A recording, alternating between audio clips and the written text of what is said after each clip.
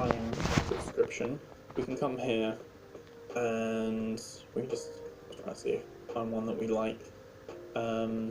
Maybe we'll just use this nice simple one here, armed. Do that, suggesting it's good for first person shooters or something like that. So we can open up here, we can see, yeah, we like the look of this. It's got a starting soon and a be right back screen, so that's really, and we'll just install this. Let me just mute that duplication. So you can also import, so you can just import straight away from what you've got. I believe if you're going back to OBS, you can also import from Streamlabs, so depending on the files and things like that. So definitely some options there. And we can now see we've got our live scene starting soon. Be right back. We've got the webcam frame, so we're going to put our webcam just over the top of this chat box. We can put here as well. We want that over, so that's then having all of this here. Now this picture, this image, it says delete me, so it's, you know, these are ready to go straight out the bat. And we can just remove that and delete it. Okay. Now what we want to do here is we're going to want to game capture, presumably. So you might want to do window capture depending on the type of game, and if that's not working, then display capture is also good as well, and that'll just capture everything that's on your screen. We can do game capture. We can add a source, and it will just say looking for game to capture. Now what it'll do is it will pick up as soon as the game starts running, and it will start pulling that through. So that's perfectly easy to do. Problem is that this is then gone on top of every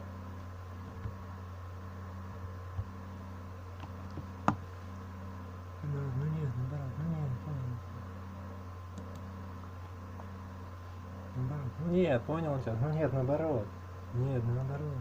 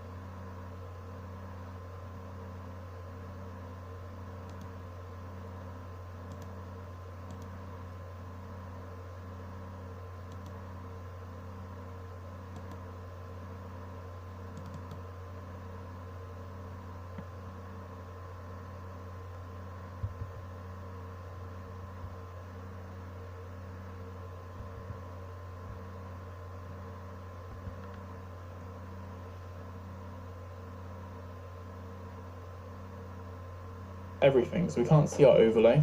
So you want to move your game capture and just click and drag it and just pop it down at the bottom. Basically, the higher up these items are, the higher they appear. Basically, the more prominent or forward-facing they are in terms of order. So to move things towards the back, we want it lower down on the list. So here we can literally just change the text, and we can just change it, and we can just put there. Look at that, nice little font there. Center it a little bit. Compense it and move up for different camera positions, but you don't necessarily need that. I did have that. Obviously, I had low right, middle right. I still had that with Streamlabs when I was using it.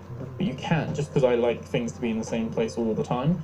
But you can just click and drag things and move things around. So we might say, right, we actually want the video to be at bottom left. Okay, something like that. And we've got the chat and everything like that, so that's all good. We've got the names, we've got the branding all here. We can change the colors as well if we didn't like that. So we can just come here again and we can just change that. Let's say we want that more of a red. There we go. Wait a sec. Got this kind of thing going on now. So it's looking a lot better already. We've already got the chat box. So again, we can even click in here and it's giving us some ideas of what that looks like. That move was pog. What's happening, guys? And so you can show badges and everything like that. You can turn things off. You can enable BTTV emotes.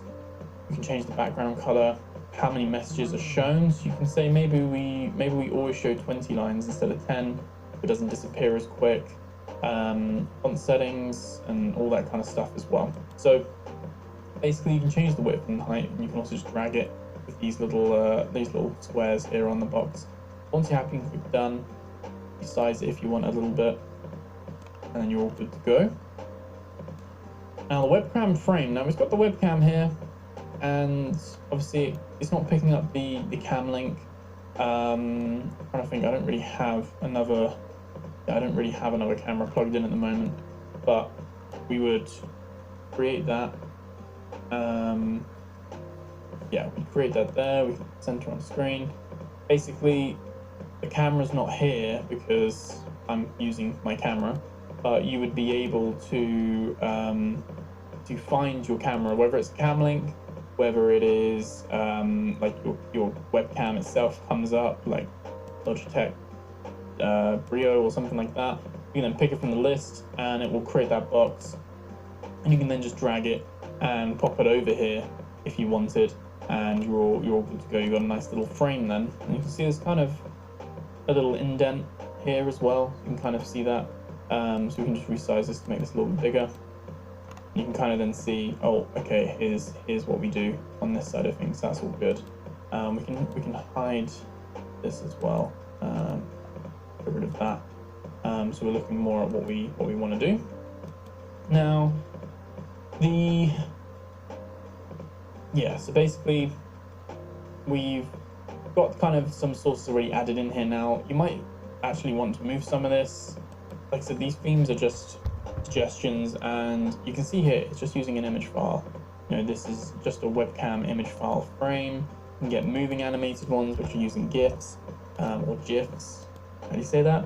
We've got the chat box and the frames and stuff, but everything, you don't have to use an overlay theme ready-made. You can, if you're a whiz on Photoshop, or you use Canva or something like that, you can put something together and you can upload this just by adding an image, uploading it, and you don't get the same effect. So you just want to make sure you're using transparency and things like that, so that things are see-through, and you're all good to go. But you can also add the alert boxes here, donation goals and bit goals. The chat box is there if you delete it by accident. You can add other fun things, spin the wheel and all that kind of stuff, and sponsor banners, view accounts, all that kind of stuff. So you can really let your creativity kind of run wild here. You can be as minimalistic as you like, or you can be as over the top as you like. You can add all these different things here, not a problem. One cool thing about Streamlabs is that you can toggle recording only and streaming only. So basically it's got a select the recording options, so you can say, okay, we want game capture to be recorded. So you can see here, you've got this little visible on both stream and recording. And you can change this so it says only visible on stream. Or you can change it again and say, actually, it's only visible when recording. So if you're recording stuff to put it on YouTube as well, you can have that creative control of, okay, I've got this showing on the screen. Now it's only showing, it's not going to show up on YouTube later because it's not going to be on the recording, but it was there for me while I was live. That's got some very useful kind of applications there when it comes to it. So that's well worth kind of checking out. And just like before, there's the little padlock and the little eye. So it's the same on OBS here. You can lock things so they can't be moved, and you can also put the little eye on and off, which just hides things basically. So yeah, if you don't need it visible on the stream or something like that, you can just hide it and it won't appear. But like I said, you can just click and drag everything, and you can go from there when it comes to it. Now the alert box itself, you can double click it, you can open it, and you can choose all the different stuff that's here and what it looks like. And this is our old alert box that we had. You can just upload what you want, and that might be a GIF. Like I said, the overlay you download might actually have it on there as well. And if not, you can always come here, go to alert box, and we can download an alert box, and again we can type in free. And we can say glitch widgets. Let's use that one. Installed that. Come back here, alert box, and now we've got these nice little glitch ones. So if we test it, pop up with a follow widget. As easy as that. And obviously, if you want to edit that, you can make your own GIF version of that. You can use After Effects or Fusion and DaVinci Resolve or something like that, and you can pop that together and upload it. But like I said, there is a cool little library where you can just upload these and all ready to go with everything you need. So it's going to pull everything through. So, well, like I said, this is why I normally recommend this if you're just getting started, because you can easily get everything up and running and look very professional while you're figuring it all out. And then you can always move to OBS as you require more freedom or expansive possibilities or stuff like that. But some of the biggest streamers still use Streamlabs, so I don't think it holds you back at all. I personally found Streamlabs used a little bit more CPU, not a massive amount. Found NVENC didn't work super good compared to the NVENC through OBS. It's the same thing, shouldn't be a difference, but it ran smoother on OBS than it did through Streamlabs. That's something that's fixed with patches and updates and stuff like that. So let me know how you find it. Something that you found. Streamlabs uses a little up and running and look very professional while you're figuring it all out, and then you can always move to OBS as you require more freedom or expansive possibilities or stuff like that. But some of the biggest streamers still use Streamlabs. More figuring it all out, get everything up and running and look very professional if you're just getting started through. So, well, like I said, this is why I normally recommend this if you're just getting started, because you can easily get everything up and running and look very professional while you're figuring it all out, and then you can always move to OBS as you require more freedom or expansive possibilities or stuff like that. But some of the biggest streamers still use Streamlabs, so I don't think it holds you back at all. I personally found Streamlabs uses a little bit more CPU, not a massive amount. Found NVENC didn't work super good compared to the NVENC through OBS. It's the same thing, shouldn't be a difference, but it ran smoother on OBS than it did through Streamlabs. That's something that's fixed with patches and updates and stuff like that. So let me know how you find it. But I know a lot of people use Streamlabs, a lot of people use OBS, and there are no problems. So I just found personally I had less issues on OBS with tech problems and things like that. So with that all being said, you've got all your sources, you can add your microphone and things like that. I think that's the one thing they don't actually have here. So you'd go add source and audio input, add the source, and we could name this mic, click add. And we can choose then the microphone from the drop down. So you might want your game chat, so you might choose your headset, Or it might be something where, you know, if you're using like a GoXLR, then you've got your like chat mic and things like that. You'd obviously just add your broadcast stream mix. Or if you've got line in or anything like that, you can kind of just choose it from there and you're all good to go. And then you've got everything in here, and you'll see your mix then down here like we can see at the moment. I'll just mute that again. You can then keep an eye on all of this and see all the different things you like. So let's make this all a bit bigger, like that. Now obviously if you need to remove anything, you can just backspace, or you can just come in here and just remove the source, or you can hide it or anything like that. And you can also see where everything sits as well and all that kind of stuff. Now, that's pretty much the visual side of it. Getting it all ready, getting it looking all nice and everything like that. Again, I'm in the way, so let me just move this. You can see you've got your go live button here. You can test your widgets on the screen. So we can see where we've placed our donations, for instance, and we can see, oh, new tip from John, £19, perfect. And you can also hit the record button here if you're recording, or you know, for YouTube or something like that, or any offline content. So, make this bigger again. Down here you've got the stats, frames per second, any skipped or started frames or anything like that. Your kilobits upload, obviously that's 0 because we're not uploading anything at the moment. And your CPU usage.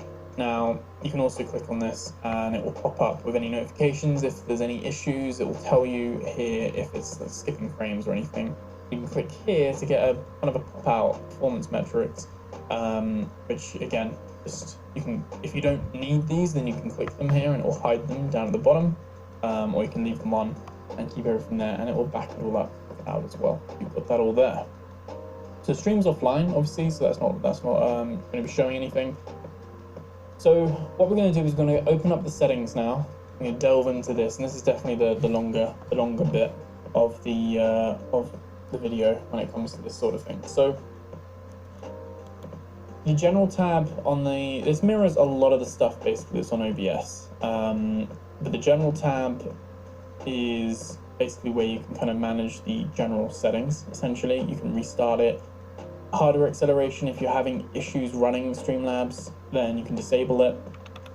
Just like before, I would highly recommend that you run as administrator, and you can do that by default by opening up your properties, and you can go to compatibility and tick run this program as administrator.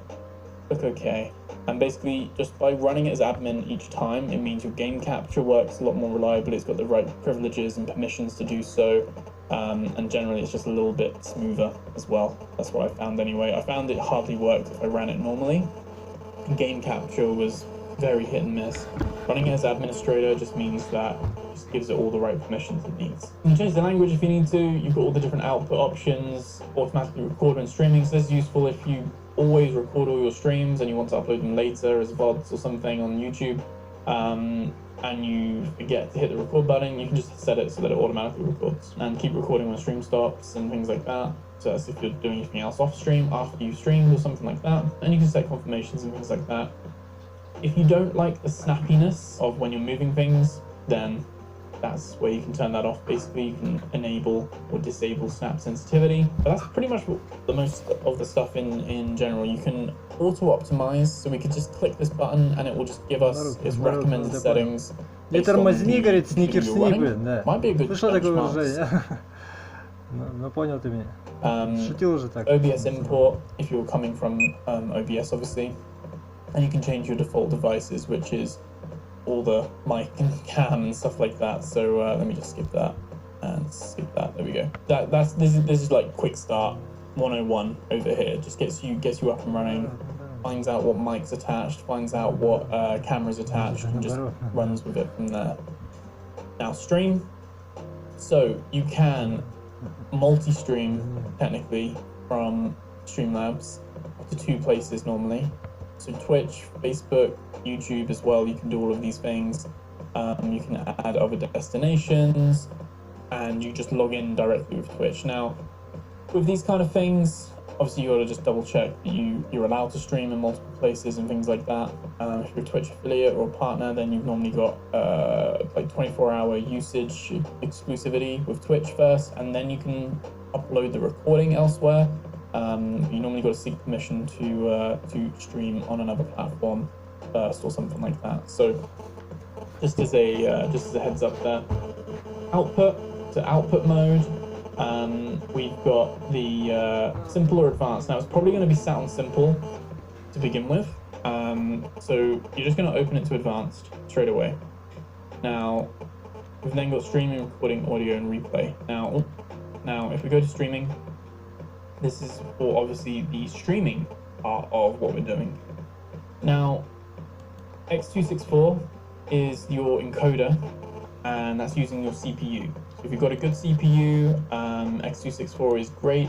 It's the way to go, and especially if you don't have an RTX graphics card, because NVENC is only available. It will only show here if you've got an NVIDIA RTX graphics card. So 2060, 2070, 2080, 2080 Ti, 3080, and all the new 30 series and stuff like that. This is for obviously the streaming part of what we're doing. Now, you normally got to seek permission to stream on another platform first or something like that. So just as a heads up there. Output mode, we've got the simple or advanced. Now it's probably going to be set on simple to begin with, so you're just going to open it to advanced straight away. Now we've then got streaming, recording, audio, and replay. Now if we go to streaming, this is for obviously the streaming part of what we're doing. Now x264 is your encoder, and that's using your CPU. So if you've got a good CPU, x264 is great.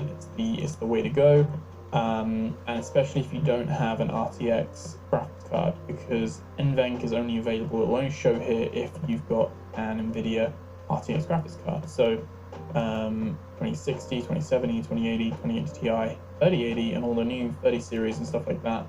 You'll see the NVENC on there. Now, what NVENC is doing is there's like a chip or a processor or something on the card, and that is basically not used for gaming, so it's not going to impact your gaming performance. It shouldn't do. But what it will do is it will use that instead of using your CPU. It leaves your CPU to do other things. As I said, I've had hit and miss with NVENC on Streamlabs. It sometimes worked and sometimes didn't. Sometimes I had jittery streams for no reason. NVENC New is technically the one you want to be going for, and 264.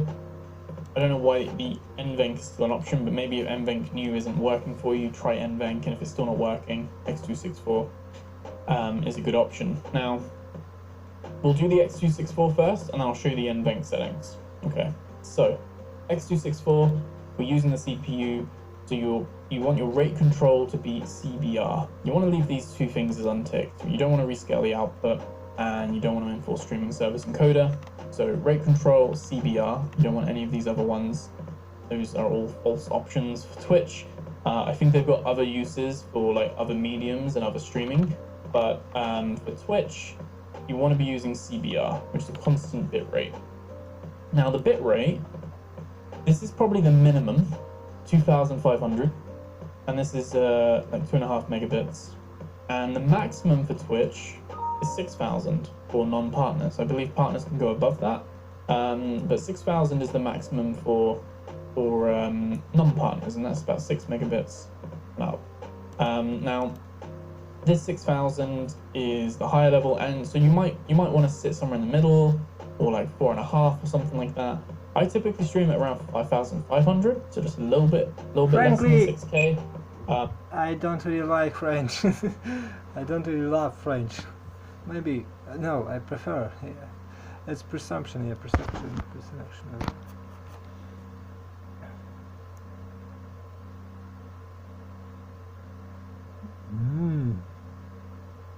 Yum yum.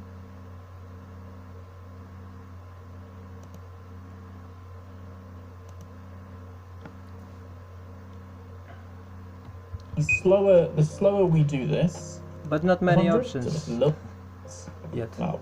Now this 6,000 is the higher level, and so you might want to sit somewhere in the middle, or like 4.5 or something like that. I typically stream at around 5,500, so just a little bit less